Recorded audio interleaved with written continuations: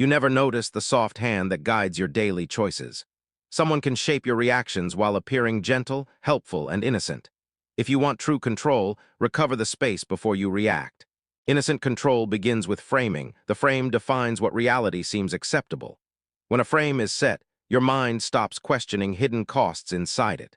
The cleaner the frame appears, the easier the demands slide through unnoticed. Machiavelli once said, "If you want power, control reactions, not arguments." The master keeps reactions predictable by making the frame feel normal and safe. Innocence is the mask that invites trust, then harvests compliance without visible force. The first lever is assumed goodwill. Goodness disables your internal threat detectors quickly. Your brain relaxes when it sees warmth, smiles, and soft language cues. Relaxation lowers scrutiny, then tiny requests pass checkpoints without proper inspection. The second lever is preloading assumptions. Definitions arrive before any facts do. If the definition favors them, every later fact bends to that path. They whisper definitions like fairness, teamwork, or care, but always with private conditions. Watch the language. Low-resolution phrases hide strict obligations inside vague comfort. Words like support, help, or respect can smuggle heavy duties into simple moments. Vagueness protects them because vague rules shift after you commit. The third lever is deniable pressure. Nothing forceful is spoken, yet pressure grows. They place choices that all lead toward their desired destination, step by step. You feel free, yet every road bends toward one quietly engineered outcome. Innocence thrives on timing. They ask when your energy or focus is low. Fatigue lowers boundaries, so effortless agreement feels like the mature act. Later, repayment becomes expected, and the earlier innocence becomes moral leverage. They engineer gratitude, then convert gratitude into debt, then call debt responsibility. The exchange sounds fair, but the exchange rate keeps changing against you. You feel unkind if you renegotiate, because goodwill frames now define morality. Notice the micro-commitment ladder. Small yes leads to slightly larger yes. Each acceptance rewrites your self-image as supportive, consistent, and reliable. Your mind hates inconsistency, so you keep paying to protect self-image. They never push hard, they let your identity push you forward. Innocence survives because you do the work of convincing yourself. That is the quiet brilliance. You sell yourself their preferred narrative. Another lever is triangulation with ideals, not people, but ideals and norms. They align their request with widely praised values like fairness or stability. If you oppose the request, it appears you oppose the praised value. They never fight you, they let the ideal fight you instead. This keeps their hands clean while you wrestle social judgment and guilt. Social pressure becomes the stick, their smile remains the soothing cover. Study the apology anchor. A soft apology arrives before you object. The apology pre-frames you as kind, patient, and forgiving by default. Once anchored as patient, harsh objections feel like breaking your own image. They use soft remorse to steer you into gentler feedback and smaller demands. Meanwhile, the main request slips forward, protected by your desire to be fair. Innocence appears generous, yet generosity here is calculated boundary softening. Observe tactical vulnerability, controlled openness that earns accelerated trust quickly. They reveal something small, then request something slightly larger in return. Reciprocity drives you because fairness scripts inside you demand balanced exchange. Yet the exchange is mismeasured because their risk was only symbolic. Your risk becomes concrete. Your time, energy, and reputation enter the table. Their vulnerability looked human, but functioned like a key to doors. Watch the plausible deniability shield. Every step has a kind explanation ready. If challenged, they reference your earlier consent, given under softened conditions. Intent remains foggy, effects are real, while motives stay unprovable and gentle. This uncertainty paralyzes confrontation because you fear overreacting to a misunderstanding. Hesitation becomes compliance, because delayed resistance is weaker than immediate clarity. Innocence wins because you fear being unfair more than being used. The double bind appears. Either choice harms your standing with someone important. If you say yes, you overcommit. If you say no, you seem cold. Both paths cost you, while their image stays balanced and reasonable. Escape requires redefining the frame, not choosing within the offered options. Ask for terms, definitions, scope, consequences, and end conditions before any decision. Precision kills the fog. Fog is where innocent control grows strongest. Listen to hedged commands. They sound like suggestions, yet expect compliance as default. Phrases like maybe you could create implied duty without explicit order. You feel free to decline, yet subtle disappointment greets any resistance. Disappointment operates as social pain. Many minds pay to avoid it. They never appear coercive. They simply perform gentle sadness as a steering tool. Innocence hides behind feelings, so you become the one fixing their mood. Note the compliment funnel. Praise is placed before and after a demand. Your brain bonds praise with compliance, making refusal feel like self-betrayal. You protect the identity they described, even if it costs you later. Gentle flattery is not evil, but it becomes leverage when strategic. Ask yourself whether the praise matched behavior or preceded a new obligation. Prepayment in compliments often announces an invoice hidden inside kindness. Consider the escalation ladder. Each acceptance normalizes a slightly higher claim. Eventually, the original agreement seems tiny compared with current expectations now. You wonder how you reached here, but each step felt harmless alone. This is cumulative consent, a chain built from many polite moments. Innocence survives audits because no single link looks outrageous in isolation. Together they form a binding rope, braided from subtle emotional fibers. The antidote begins with a sacred pause. Protect the space before reacting. Count slow breaths, then label the tactic without hostility or drama.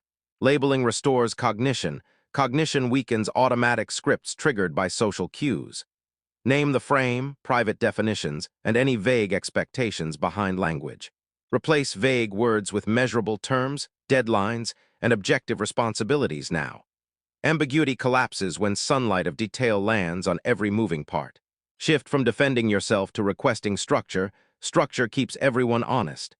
Ask for written clarity, summarize agreements, and confirm consequences for changes. Any resistance to clarity reveals where innocence was a working camouflage. Inspect reciprocity. Ensure risks and benefits are balanced on both sides. Do not accept symbolic reciprocity while giving concrete sacrifices from your side. Equal exchange feels colder than kindness, yet protects both trust and dignity. Practice boundary tests early. Small refusals train both sides for reality. Reject hidden costs kindly. Request alternatives positioned within your true capacity. If disappointment appears, let it be. Do not rescue their mood. Rescuing feelings is different from being kind. Kindness includes honest limits. Do not outsource your self-respect to someone else pretending fragile innocence. Respect that manipulative fragility thrives when you fund it with your peace. Develop a low arousal presence, quiet tone, steady posture, measured breathing. Calm energy reduces emotional contagion, which often fuels reactive compliance spirals. When emotions run high, postpone decisions. Time protects judgment from momentary pressure. Never accept urgent terms without cause. Urgency is the favorite mask. Urgent kindness often conceals asymmetric deals. Slow down to examine the math. If urgency is real, structure still applies. Clarity must remain intact. Build information symmetry. Ask questions until the full picture becomes plain. Who benefits, who pays, what changes, what ends, what begins here? Innocence prefers darkness. Information is the light that dissolves the spell. Remember this guiding sentence: kindness without clarity becomes a gateway for control.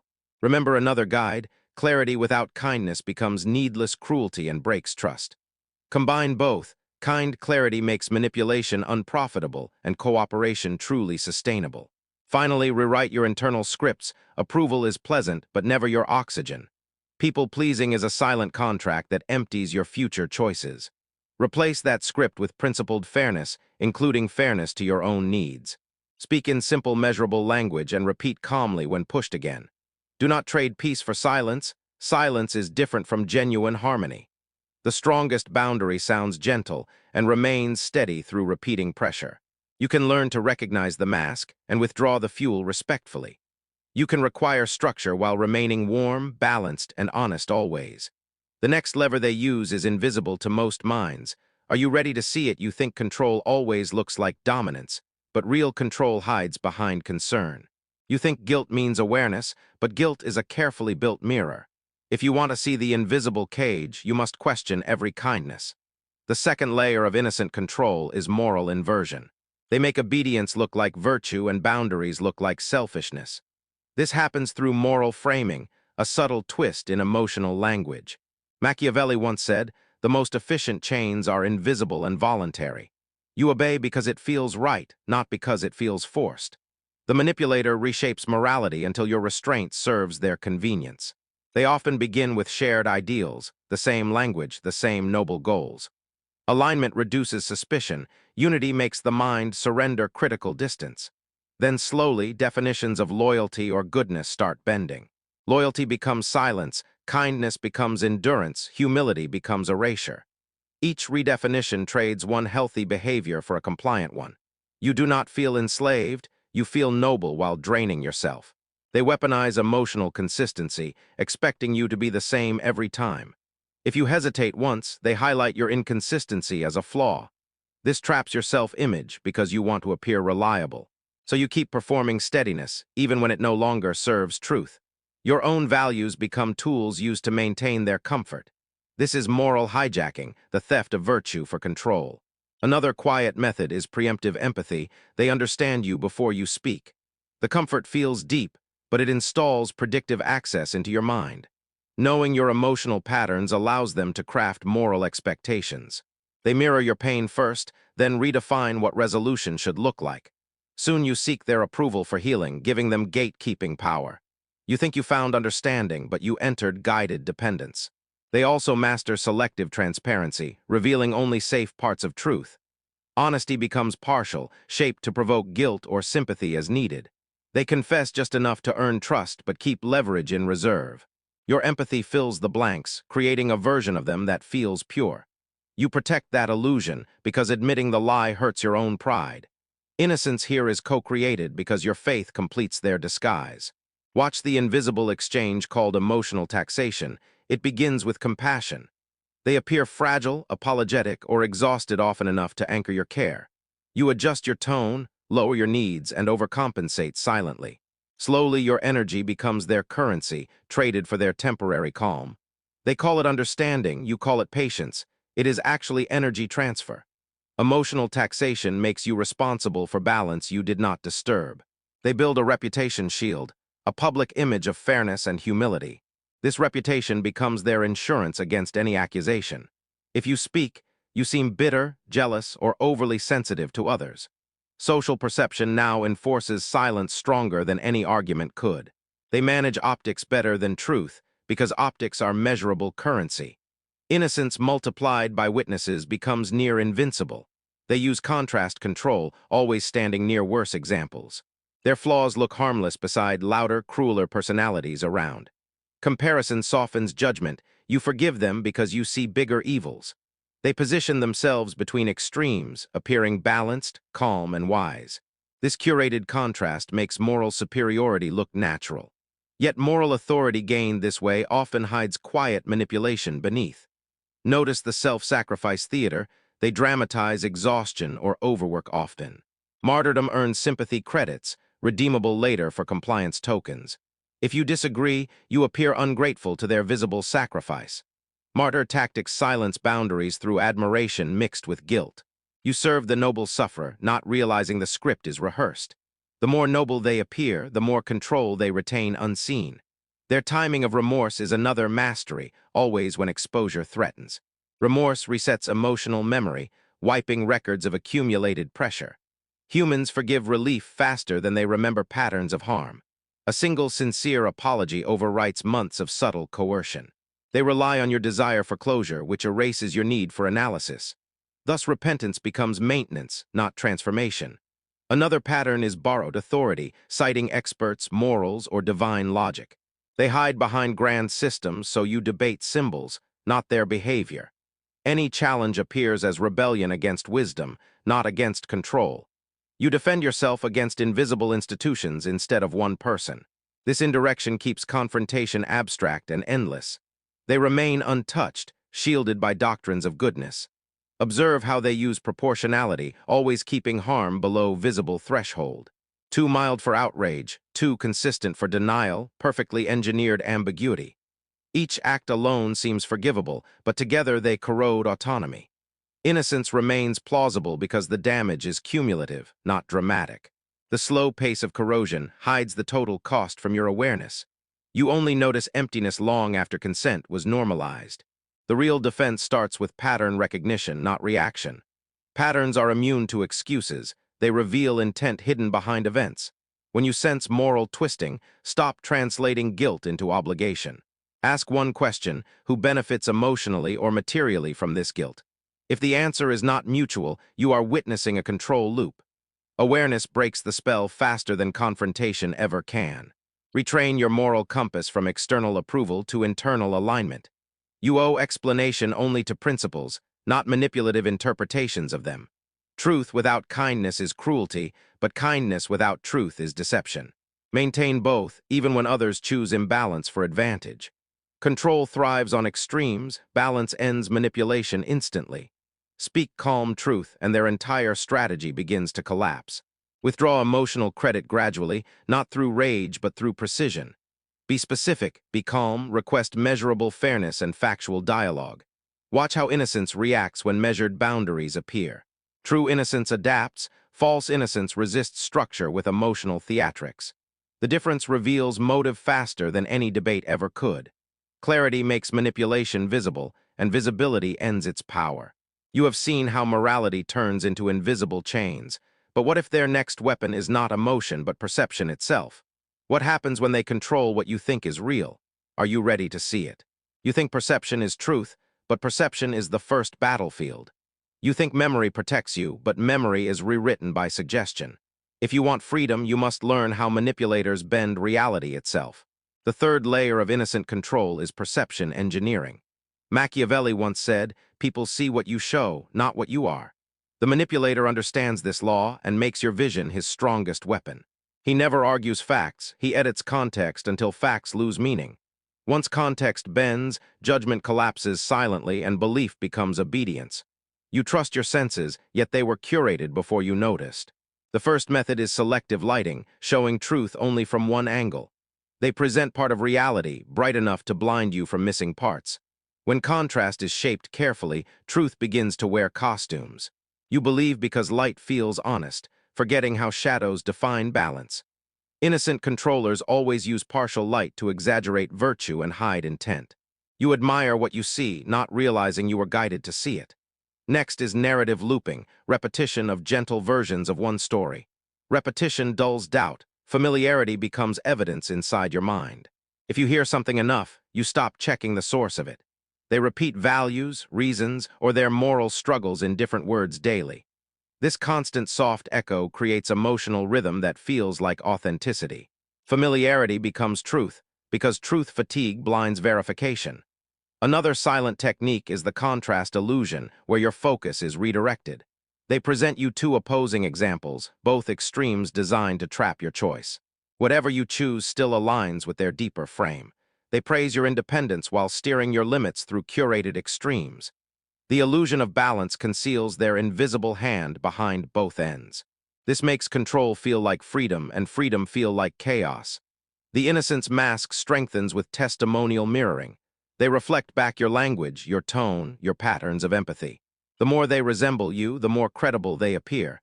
Your brain reads similarity as safety, safety as truth. This trust bypass becomes emotional malware disguised as connection. Once you trust the mirror, you no longer see behind it. Then comes emotional saturation, flooding your mind with vivid experiences. Emotion overwrites logic because strong feeling narrows attention span.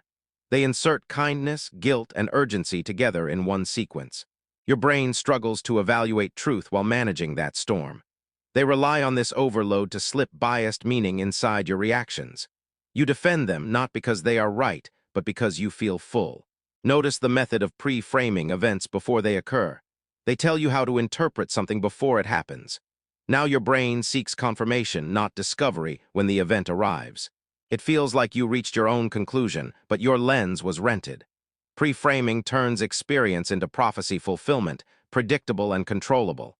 The innocent manipulator predicts reactions because he wrote the script. Another subtle device is omission, the silence that rearranges meaning. They remove small details that would expose contradictions in their story. What remains is smooth, coherent, and emotionally satisfying. Your brain loves coherence more than accuracy, so it rewards the lie. Omission becomes elegance, elegance becomes trust, trust becomes leverage. You never question missing pieces because peace feels more valuable than truth. They also employ false neutrality, acting calm while implying others are extreme. Neutral tone implies fairness, but neutrality can be selective judgment. They choose when to stay calm and when to moralize sharply. This rhythm conditions you to associate their calmness with authority. Their composure becomes proof, even when arguments lack foundation. Influence disguised as balance is among the hardest spells to detect. Perception control includes staged humility, soft self-criticism for credibility. They confess small, harmless flaws, so larger manipulations seem impossible. Modesty becomes a cloak, not a mirror. You trust the confessor faster than the flawless because humility feels real. They weaponize your love for sincerity and build immunity through imperfection. Innocence here is not absence of sin, but mastery of repentance timing. Remember, the brain edits memory after emotional experiences. If someone gives comfort right after pain, the mind bonds both. Pain fades, comfort stays, and source memory blurs. They manage your emotional highs and lows like music conductors. They strike, then soothe, making themselves both cause and cure. You feel grateful, never noticing the full circle of engineered relief. Observe the lens of implied majority, phrases like everyone feels this way. They plant social proof before evidence exists. The brain hates isolation, so it moves toward perceived consensus. By referencing invisible agreement, they install herd logic silently. You conform without pressure, because belonging feels safer than being right. Innocence expands when backed by invisible crowds of imaginary approval. Notice, too, the illusion of transparency. They pretend to show everything. Oversharing daily details distracts from withheld core motives. Abundance of information hides scarcity of truth. You think openness equals honesty, but openness can be strategy. Information volume replaces substance, while perception of sincerity stays high.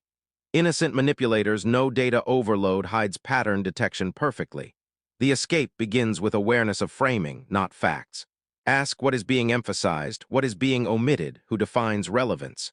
Truth hides in absences, not in loud displays of moral clarity. When you observe, name the frame silently in your mind. Naming dismantles its power because your attention escapes its border. Attention outside the frame is freedom regained. Your protection lies in slow cognition, never decide under high emotion. Pause between hearing and believing, that pause saves sovereignty. Ask for contrast from multiple sources before judgment finalizes. Cross-verify feelings with logic and logic with evidence. This triangle of testing neutralizes perception traps effectively. Freedom is not resistance, it is correct calibration of awareness. Withdraw from constant exposure, repetition builds conditioning silently. Limit access to persuasive environments that shape perception patterns. Use deliberate silence to detox from influence rhythms. Reconnect with your original definitions before interacting again. Define fairness, loyalty, and respect on your own terms first.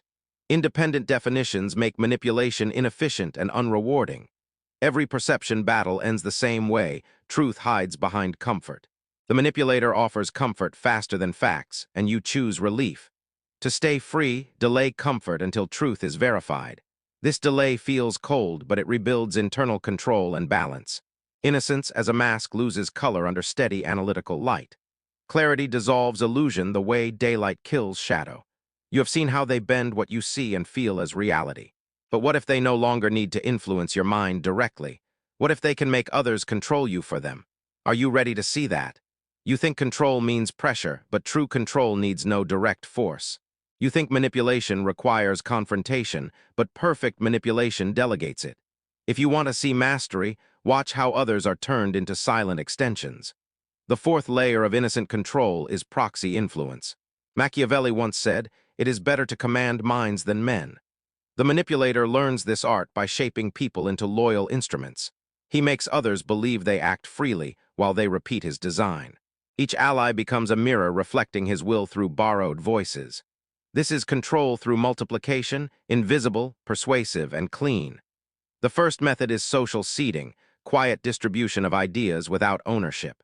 They mention thoughts casually in fragments inside conversations of trust.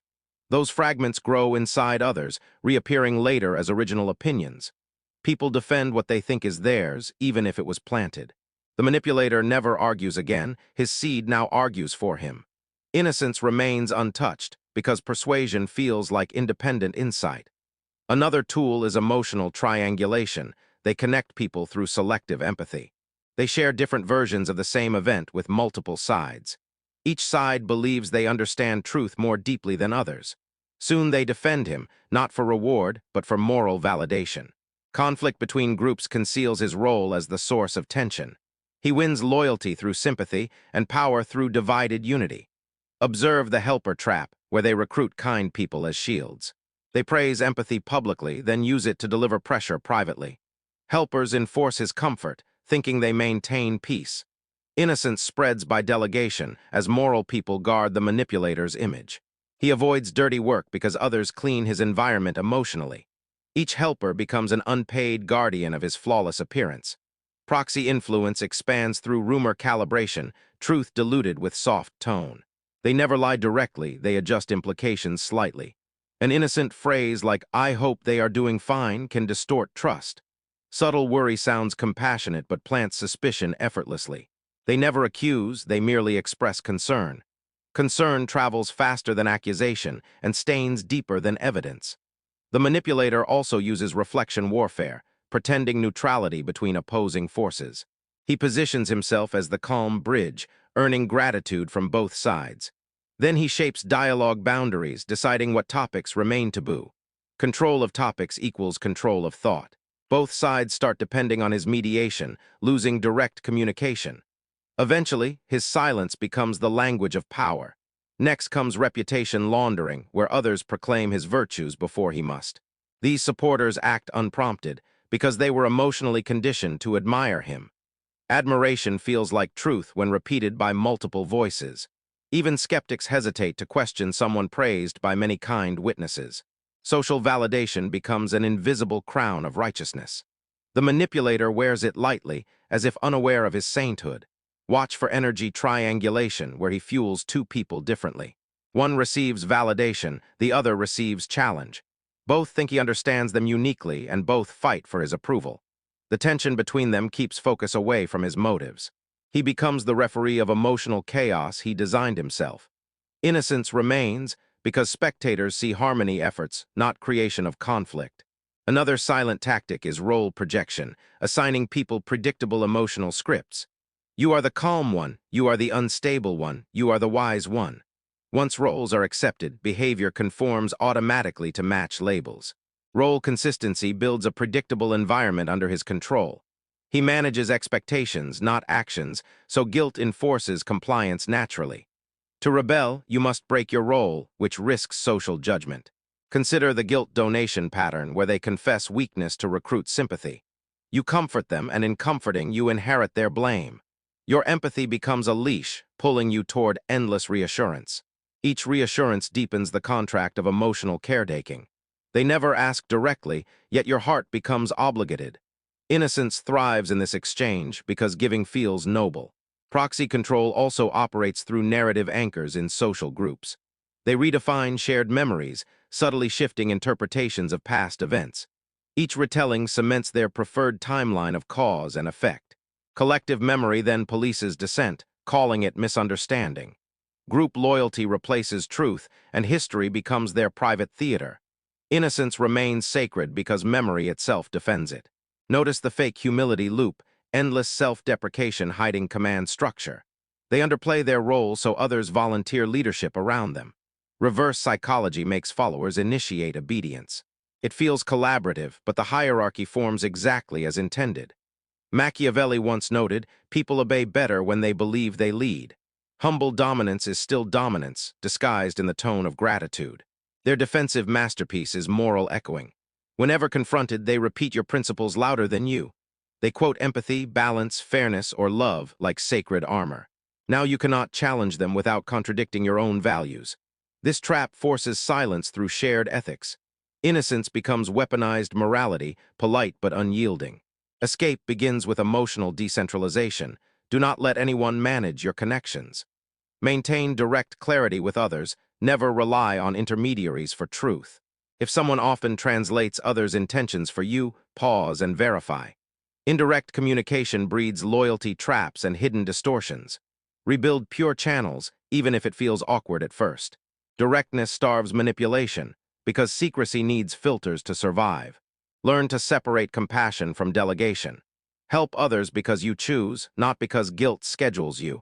When someone frequently frames their peace as your duty, name it. Say, I care, but that responsibility is shared, not mine alone. Calm naming is stronger than justification. It disarms guilt loops quickly. Innocent control dissolves when responsibility becomes visible again. Recognize planted ideas by testing them against time and neutrality. Ask yourself, when did I first believe this and who benefited then? If belief arrived through emotion, not logic, reevaluate it slowly. Ideas that resist testing are often borrowed ones. Your autonomy grows as you reclaim authorship of your thinking. Ownership of thought is the ultimate rebellion against invisible masters. When you stop reacting through others, you break the manipulator's web. When you speak directly, you remove his camouflage. Silence no longer serves him, it serves your clarity instead. But what if his next move is deeper, not in people, but in your emotions themselves? What if he can design what you feel before you even think? Are you ready to see how emotional architecture becomes the final cage? You think emotions are natural, but many are engineered before you feel them. You think empathy protects you, but empathy can be programmed like reflex. If you want real control, learn who designs what you feel. The fifth layer of innocent control is emotional architecture. Machiavelli once said, whoever controls fear and hope controls destiny. The manipulator learns to design both, fear to bind, hope to guide. He no longer changes your mind, he shapes your feelings first. Once emotion bends, reason follows quietly like a loyal servant. The first tool is emotional priming, creating moods before decisions appear. They trigger guilt, nostalgia, or gratitude through small gestures or words. Each emotion makes your brain crave harmony with them. You agree not because logic wins, but because mood demands peace. Innocence hides behind kindness, while emotion becomes leash. Then comes the reward cycle, controlled doses of approval and distance. When you please them, warmth floods your nervous system. When you resist, silence appears, and your mind panics quietly. You start chasing connection like oxygen, mistaking relief for love. They never command, they condition, and conditioning feels voluntary. Watch the mirror empathy trick. They copy your pain with precision. You feel seen, but reflection is not healing. It is mapping, learning your triggers for future leverage. Later, they replay those emotions to open gates instantly. You surrender, believing they understand you, unaware they designed the scene. The third pattern is moral tension, combining care with disappointment. They praise your goodness, then question your loyalty in the same breath. Your heart scrambles to restore balance, offering more effort. This cycle drains you while appearing like emotional honesty. Innocence becomes the stage, exhaustion becomes the script. Defense starts with sensory neutrality. Pause before reacting, label what emotion is rising. Ask yourself who benefits if this feeling guides you now. Separate stimulus from response, name manipulation as architecture. Emotion loses control once it is recognized consciously. Calm awareness breaks conditioning faster than resistance ever could. When emotions return to you, control returns too, because no one can enslave a mind that studies its own storms. But what if their last move is not emotional or social at all? What if it hides inside your moral logic, the deepest part of self? The final lesson reveals how innocence becomes virtue itself. Are you ready to see it? You think virtue means purity, but purity can be designed. You think goodness protects you, but goodness can be rewritten. If you want real strength, you must see how morality becomes a leash. The final layer of innocent control is moral engineering. Machiavelli once said, those who define virtue rule without force. The manipulator no longer needs emotion or argument, he controls ideals. He shapes your meaning of good and evil until obedience feels holy. Once morality bends, every act of control becomes an act of righteousness. They begin by reframing virtue into duty. They call compliance compassion and resistance arrogance. Your sense of kindness becomes a measuring tool for your submission. The more you give, the more moral you feel, even when exhausted. Innocence now wears the robe of morality, unchallenged and adored. The second mechanism is value inversion, turning assertiveness into cruelty. You are told that firmness equals pride and detachment equals selfishness. Your strength becomes something you must apologize for. Meanwhile, their dependency appears noble, gentle, spiritual even. You protect their fragility and call it empathy, but it is engineered guilt. They never demand directly, they let your conscience volunteer endlessly. Another deep tactic is false balance, pretending fairness where exploitation exists. They say both sides made mistakes, while only one side pays the price. Balance becomes illusion, forgiveness becomes transaction. You stay silent because fairness feels better than conflict. They control through resolution, not argument, and reputation keeps them pure. Innocence becomes the judge, and truth stands accused of cruelty. Notice also the sacred tone, soft speech filled with high values and peace. It sounds wise, but it forbids questioning through moral exhaustion. You fear being unkind more than being enslaved. They use peace as weapon, silence as proof of maturity. Yet maturity without clarity is submission disguised as harmony. Moral fatigue keeps your soul quiet while your power drains. The antidote begins with redefining virtue for yourself. Virtue is not endless giving, it is balanced awareness. Kindness is not obedience, it is choice made from strength. Forgiveness is not surrender, it is closure without amnesia. Real goodness includes boundaries, clarity, and the courage to say number Machiavelli once warned, good without wisdom becomes fuel for the cunning. To escape moral traps, practice neutral observation of guilt. When guilt arrives, pause and ask, was this earned or assigned? Earned guilt teaches growth, assigned guilt demands obedience. Return assigned guilt to its sender without hostility, without shame. You owe nothing to manipulation dressed in virtue's clothing. Your peace will feel like rebellion to those who fed on your guilt. Withdraw moral permission from all unverified ideals. Test every rule by its effect, not by its tone.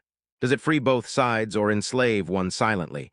Truth that cannot survive scrutiny was never moral at all. Innocence may speak softly, but truth speaks steadily. Listen to steadiness, not softness. Now you understand the complete architecture of invisible control.